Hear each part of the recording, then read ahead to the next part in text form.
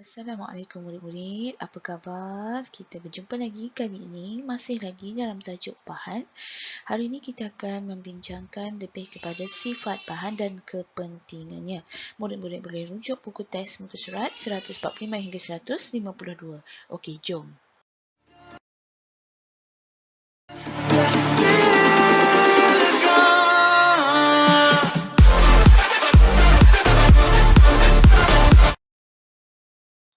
Okey murid-murid, objektif pembelajaran kita pada hari ini ialah kita ingin memerihalkan sifat bahan dengan menjalankan aktiviti dan menakul kepentingan pemilihan jenis bahan yang sesuai.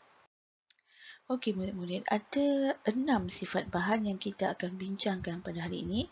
Yang pertama, bahan yang bersifat menyerap atau kalis air, bahan yang bersifat terapung ataupun tenggelam, bahan yang bersifat mengalirkan arus elektrik, bahan yang bersifat mengalirkan haba, bahan yang bersifat kenyal dan bahan yang berkebolehan ditembusi cahaya. Okey, baik murid-murid, kita pergi kepada aktiviti 1 di mana kita akan menentukan sifat bahan yang dapat menyerap air. Okey, objek yang kita akan gunakan untuk diuji yang pertama sekali ialah belon.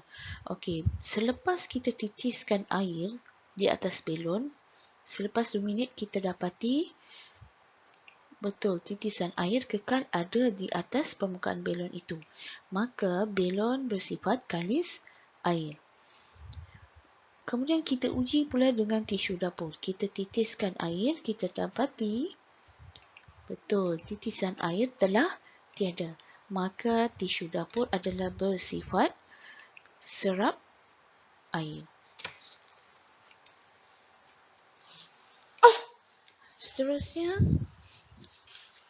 objek batu. Selepas kita titiskan air, kita dapati titisan air tetap ada, maka batu bersifat kalis air. Kemudian kita uji pula dengan kain kapas. Selepas kita titiskan air, kita dapati titisan air telah pun tiada, maka kain kapas adalah bersifat serap air. Plastik. Selepas 2 minit, kita dapati titisan air kekal ada, maka plastik adalah bersifat kalis air. Tali kulit. Selepas 2 minit, kita dapati titisan air kekal ada, maka tali kulit adalah bersifat kalis air. Polisterina.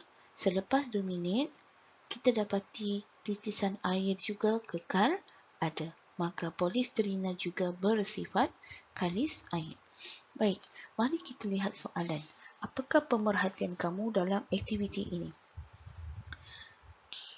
Pemerhatian yang dapat kita nyatakan di sini ialah titisan air pada belon, batu, plastik, tali kulit dan polisterina kekal ada, manakala tisu dapur dan kain kapas tiada. Nyatakan sifat bahan yang diuji dalam aktiviti ini: menyerap dan kalis air. Bagaimanakah kamu mengenal pasti sifat bahan berdasarkan aktiviti ini?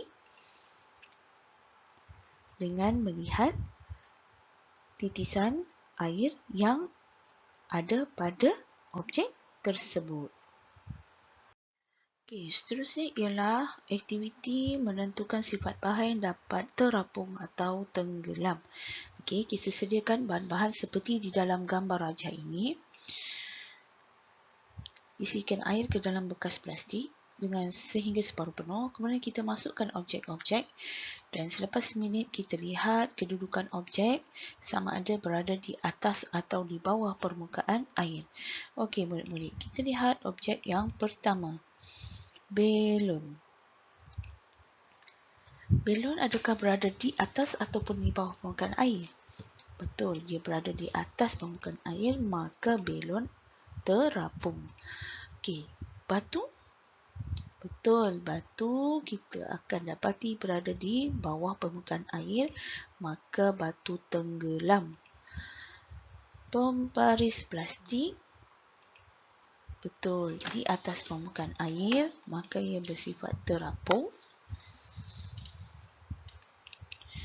kunci berada di bawah permukaan air, maka ia bersifat boleh tenggelam.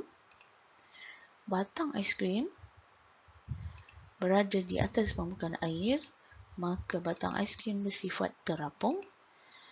Dan straw minuman berada di atas permukaan air, maka straw bersifat terapung. Baik, soalannya, apakah pemerhatian kamu dalam aktiviti ini?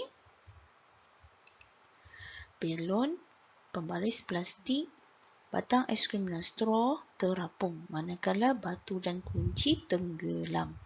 Nyatakan sifat bahan yang diuji dalam aktiviti ini. Terapung dan tenggelam. Objek diuji manakah yang boleh terapung? Betul, belon, pembaris plastik, batang aiskrim dan straw. Baik, aktiviti ketiga ialah menentukan sifat bahan yang boleh mengalirkan arus elektrik. Kita sediakan bahan-bahan seperti di dalam gambar rajah dan kita uji dengan menggunakan pertama, belon. Baik, adakah mentol menyala ataupun tidak menyala?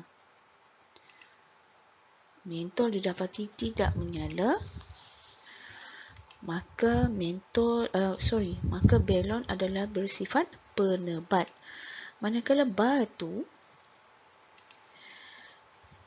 mentol tidak menyala juga. Maka batu juga adalah penebat. Kunci. Betul, mentol akan kekal menyala. Maka kunci adalah konduktor elektrik. Sudu seramik. Betul, mentol tidak menyala, maka sudu seramik juga adalah penebat. Okey, soalannya, apakah pemerhatian kamu dalam aktiviti ini?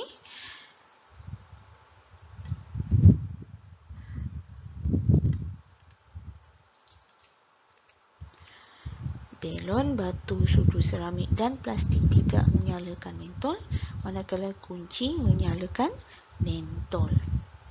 Nyatakan sifat bahan yang diuji, mengalirkan arus elektrik. Objek diuji manakah yang boleh mengalirkan arus elektrik dalam aktiviti ini? Betul, jawapannya ialah kunci. Okey, murid, sekarang kita lihat aktiviti 4 di mana kita akan menentukan sifat bahan terhadap kebolehan penembusan cahaya. Baik, langkah-langkahnya ialah kita letakkan objek yang kita ingin uji di hadapan mata kita. Kemudian kita cuba lihat objek lain yang berada di hadapan kita. Perhatikan tahap kejelasan pandangan itu. Kemudian kita rekodkan di dalam jadual ini. Okey, pertama kita letakkan belon di hadapan mata kita. Apakah pemerhatian kita dapat lihat? Betul, kita tidak nampak objek di hadapan kita, maka belon adalah bersifat legap. Okey, seterusnya ialah plastik lut sinar. Kita letakkan di hadapan mata kita, kita dapat melihat dengan jelas objek di hadapan kita, maka plastik lut sinar adalah bersifat lut sinar. Seterusnya ialah kertas berwarna. Apabila kita letakkan di hadapan mata kita, kita dapati objek di hadapan kita tidak jelas.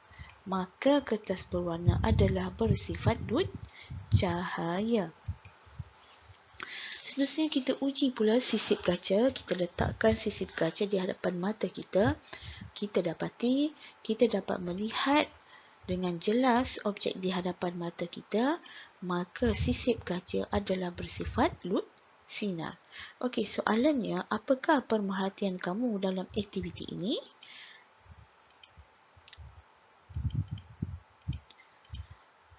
Plastik lut sinar dan sisip kaca dapat melihat objek lain di hadapan dengan jelas berbanding kertas berwarna dan batang aiskrim. Okey, yang kedua, nyatakan sifat bahan yang diuji dalam aktiviti ini.